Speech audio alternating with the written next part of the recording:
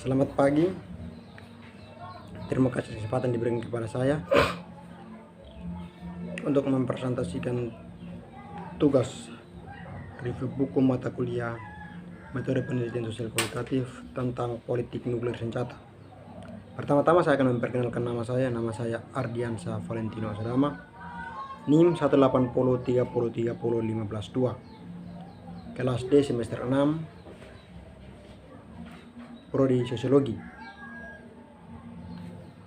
Kita akan masuk pada slide yang pertama, yaitu garis-garis besar buku politik nuklir senjata.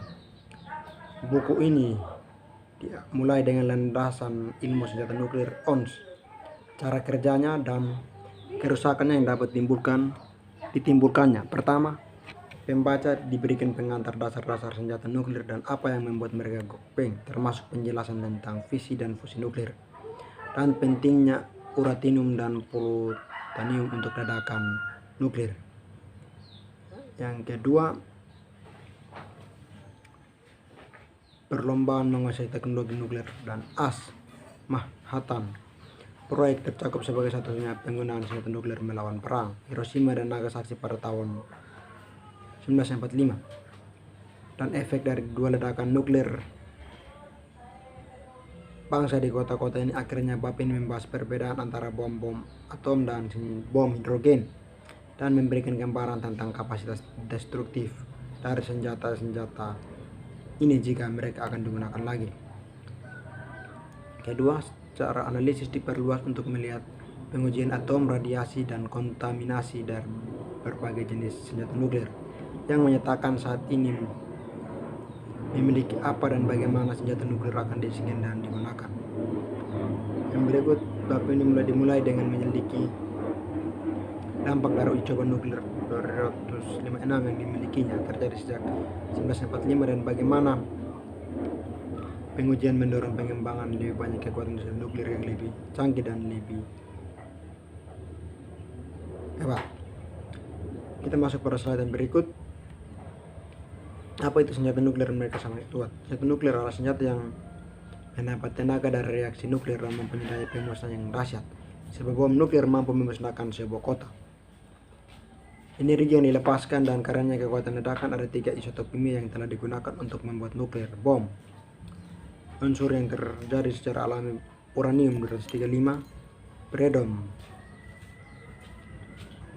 sebagian besar elemen buatan manusia, plutonium 239,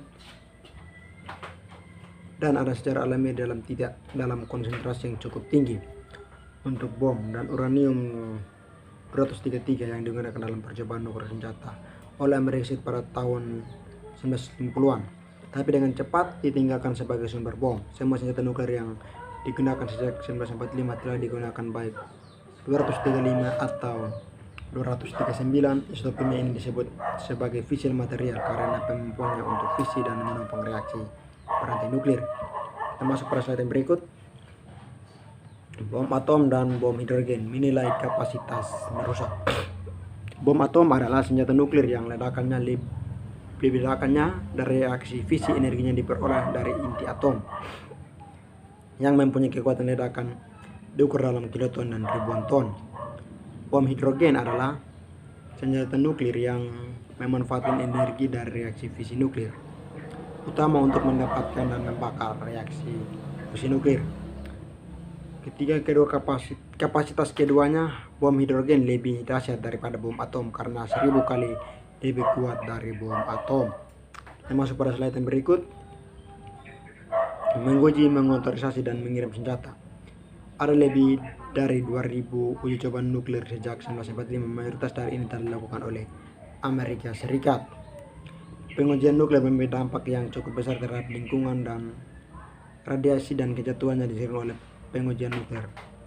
Kecelakaan terjadi di beberapa tempat. Kasus menyebabkan kematian manusia beberapa bagian dunia sekarang tidak dapat dihuni karena kontaminasi dari nuklir ini. Perjanjian larangan uji coba pasal parsial 1963 melarang uji coba nuklir di atmosfer, luar angkasa, dan bawah air. Perjanjian larangan tes komprehensif 1996 melarang semua tes nuklir belum diberlakukan. Beberapa negara bagian telah melakukan uji nuklir damai untuk dilakukan dalam teknik sipil. Program Niring dan konstruksi meskipun ini pada dasar sangat mirip dengan tes senjata. Ada banyak cara untuk mengirimkan senjata nuklir dengan cara yang paling banyak populer dengan rudal balistik, pesawat atau kapal selam. Masing-masing model ini pengiriman memiliki kelebihan dan kekurangan. Setiap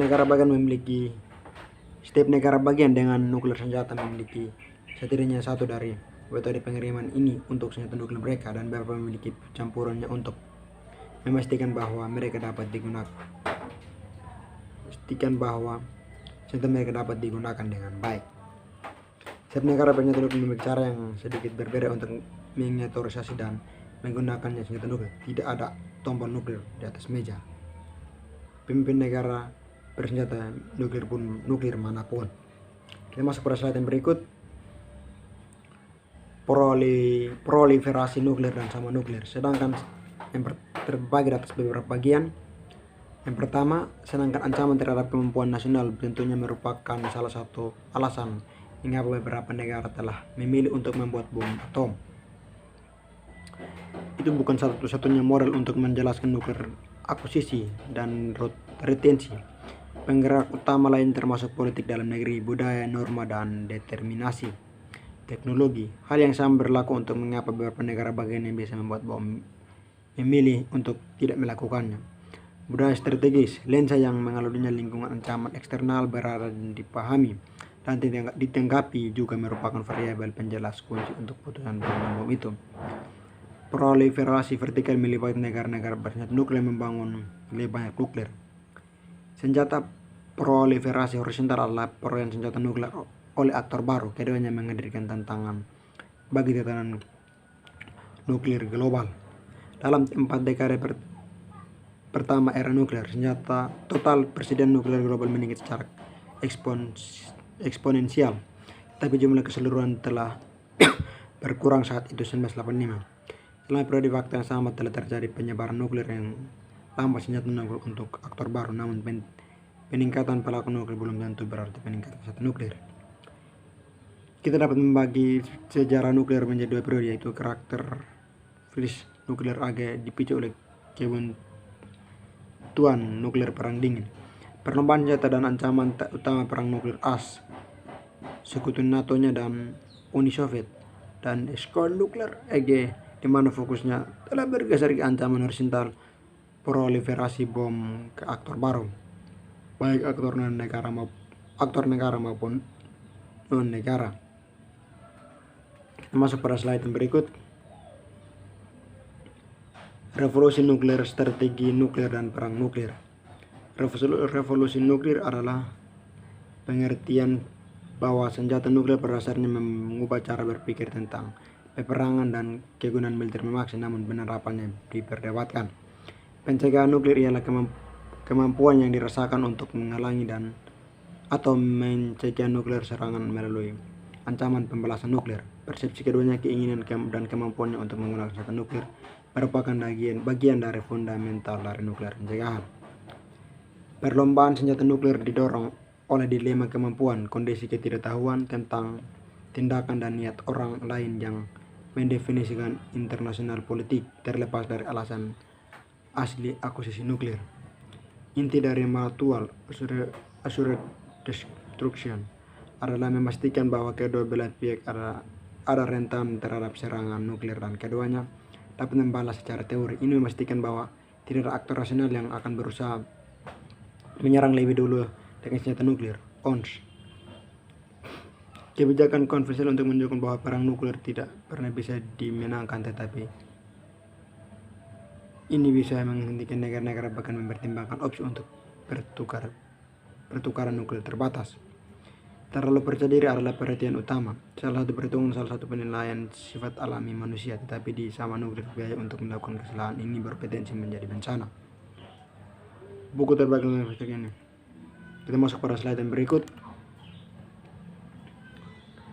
Tantangan proliferasi vertikal. Sejak akhir perang dingin, fokus ancaman nuklir telah bergeser ke kelompok atau senjata bagian di luar perjanjian non proliferasi. Ada perasaan itu tantangan yang ditimbulkan oleh pencarian nuklir ini akan berbeda dengan tantangan dari masa lalu. Israel secara luas diyakini memiliki senjata nuklir tetapi tidak pernah secara terbuka mengkonfirmasi ini. Ini dikenal sebagai opasitas nuklir. Senjata nuklir ini bersama dengan kebijakan Israel untuk terlebih dahulu menyerang program original yang dicurigai. Lainnya berada di bawah pengawasan yang meningkatkan komunitas internasional. India dan Pakistan sama-sama menguji senjata nuklir pada tahun 1998. Sejak saat itu, Korea Utara menguji perangkat nuklir pertamanya pada tahun 2006 setelah meninggalkan Non-Proliferation Treaty pada tahun 2003. Dan selanjutnya dilakukan pada tahun 2009, 2013, 2 kali, 2018 dan 2017, dan diyakini memiliki perencanaan nuklir kecil yang dapat digunakan. Kekhawatiran telah meningkat dalam beberapa tahun terakhir tentang apakah pemimpin DPRK kapal akan bertindak rasional dengan persenjataan nuklir yang baru lahir. Kita masuk pada slide yang berikut. Mengelola ancaman nuklir, struktur tata kelola global nuklir. Kita dapat memaparkan 5 komponen utama dalam tata kelola nuklir global: international regime dan norma nasional, keunggulan pemaksaan dan penggunaan kekerasan, diplomasi dan kontrol senjata, pertahanan aktif dan pasif, dan jaminan melalui pencegahan nuklir berpanjang dan jaminan keamanan.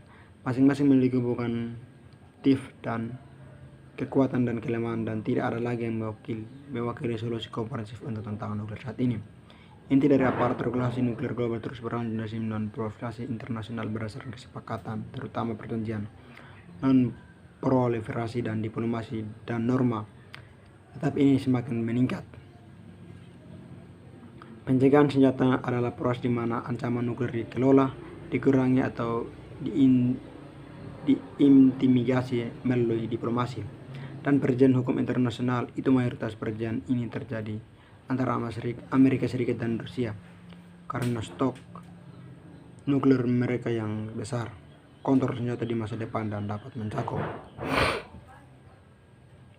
pertahanan terhadap serangan nuklir. Dapat dibagi antara pertahanan aktif yang ditujukan dengan senjata nuklir mengenai target mereka, dan pertahanan pasif bertujuan untuk minimalkan perusakan setelah serangan terjadi. Tak satupun dari ini merupakan opsi pertahanan yang sangat mudah melawan senjata nuklir, dan mengajar pertahanan secara historis dipandang sebagai disabilitas.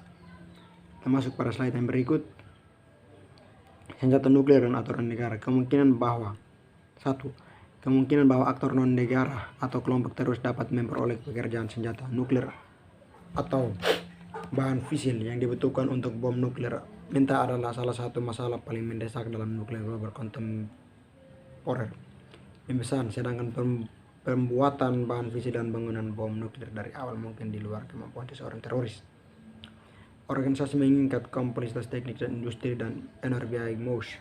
Kemungkinan bahan yang diperlukan bisa diperoleh di pasar gelap nuklir, atau dalam skenario kasus yang terlebih buruk, secara diam-diam diberikan kepada kelompok teroris oleh negara, dikombinasikan dengan kerentanan masyarakat untuk serangan teroris yang terencana dengan baik. Membuat risiko teror nuklir adalah kemungkinan yang sangat nyata. 2. Perdagangan nuklir terlarang dan akibatkan jaringan nuklir. Dilarang jaringan penyelundupan nuklir seperti yang dipimpin oleh ilmuwan Pakistan Aqil Khan selama tahun 1990-an dan awal tahun 2000-an telah bertanggung jawab secara langsung untuk peroleh kemampuan nuklir negara tertentu, dan secara tidak langsung untuk memfasilitasi program senjata nuklir dari banyak program lainnya. Memerangi jaringan penyelundupan nuklir terlarang. Ini merupakan bagian intrinsik dari nuklir global, agenda dan khususnya pencegahan terorisme nuklir. Perdagangan nuklir ilegal adalah penyelundupan dan perdagangan informasi teknis, kation, material, peralatan, dan pengetahuan yang dibutuhkan untuk membangun senjata nuklir atau perangkat radiologi bom kotor. Ini bukan fenomena baru. Memang sebagian besar negara bagian telah memperoleh senjata nuklir dan telah menggunakan sampai taraf tertentu transaksi perdagangan terlarang atau paling rahasia. Yang ketiga, Apa itu terorisme nuklir? Terorisme nuklir adalah ancaman yang mengancam dan menggunakan aktor negara baik senjata nuklir atau bom kotor atau menyerang warga sipil atau militer instalasi nuklir untuk memajukan tujuan khusus mereka, politik, agama, etnik, ideologis, dan lain-lain. Terorisme adalah taktik dan karenanya dapat digunakan oleh siapa saja jenis kelompok untuk tujuan tertentu. Meskipun serangan teroris nuklir mungkin akan dirancang untuk menyebabkan kepanikan massal, membuat pernyataan politik dan mungkin membunuh banyak warga sipil. Bagaimana mungkin teroris mendapat perangkat nuklir atau menyebabkan bencana nuklir? Sedikit masuk akal bahwa teroris bisa mencuri atau entah bagaimana mendapatkan bom atau misil yang berfungsi bahan yang kemudian dapat digunakan dalam perangkat nuklir improvisasi yang sangat kasar pada tingkat yang sedikit lebih rendah.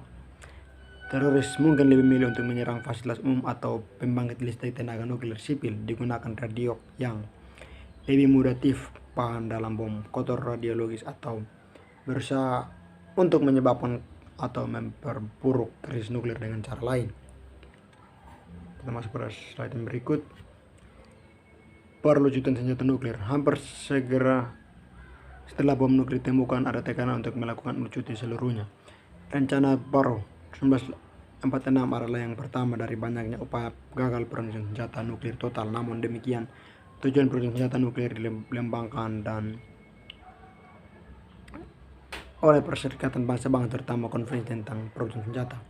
Kelompok pelucutan senjata nuklir paling terkenal adalah kampanye nuklir senjata Akademi Dokter Internasional untuk Pencegahan Perang, Federasi Ilmuwan Amerika Serikat, Green Space, dan banyak lagi baru-baru ini Global Zero dan kampanye internasional untuk menghapuskan nuklir senjata. Ada 3 gelombang utama dari gerakan produksi senjata dari 1945 hingga 1963 selama tahun 80-an dan sejak pertengahan 2000-an hingga hari ini, meskipun mungkin memudar. Ada 6 batu sandungan utama dalam perjalanan menuju produksi senjata nuklir. Dia masalah, siapa yang duluan? Masalah kita tidak bisa menemukan mereka. Itu masalah verifikasi dan kepercayaan. Masalah kemampuan nuklir diam-diam. Itu kami tidak ingin menyingkirkan mereka. Masalah dan dunia akan menjadi lebih kecil aman tanpa masalah senjata nuklir. Kita masuk pada slide yang berikut. 11 tantangan nuklir masa depan, permintaan energi nuklir, dan penyebaran tenaga nuklir sipil. Tenaga nuklir sipil dan fasilitas penelitian harus terus memainkan peran penting untuk kebutuhan energi global dan dalam penelitian ilmiah. Ini menciptakan 3 tantangan utama: keselamatan keamanan reaktor nuklir dan fisil bahan, pencegahan proliferasi senjata, dan berurusan dengan limbah nuklir. Tabung nuklir adalah anggapan bahwa senjata nuklir belum pernah digunakan karena mereka terlalu merusak dan sembarangan. Tidak seperti kebanyakan orang senjata lain, sebuah norma telah berkembang dari waktu ke waktu menentang bagaimana penggunaan nuklir. Norma-norma penggunaan nuklir bekerja dalam 3 cara utama: antara nuklir aktor bersenjata terhadap negara-negara bersenjata nuklir yang terlibat dalam konflik dengan negara bersenjata nuklir, untuk negara-negara bersenjata nuklir terlibat dalam konflik dengan negara-negara bersenjata nuklir. Fenomena teknologi mengganggu dan muncul mungkin menentang beberapa orang dari asumsi kunci tentang tatanan nuklir dan cara kita berpikir dan mengelola risiko nuklir. Kita masuk pada slide yang berikut. Bab 12, kesimpulan bertahan di masa depan nuklir kita. Mungkin hal pertama harus kita ingat adalah pandangan kita semua tentang peran nuklir dan pentingnya senjata nuklir tidak homogen di seluruh dunia, tidak sama.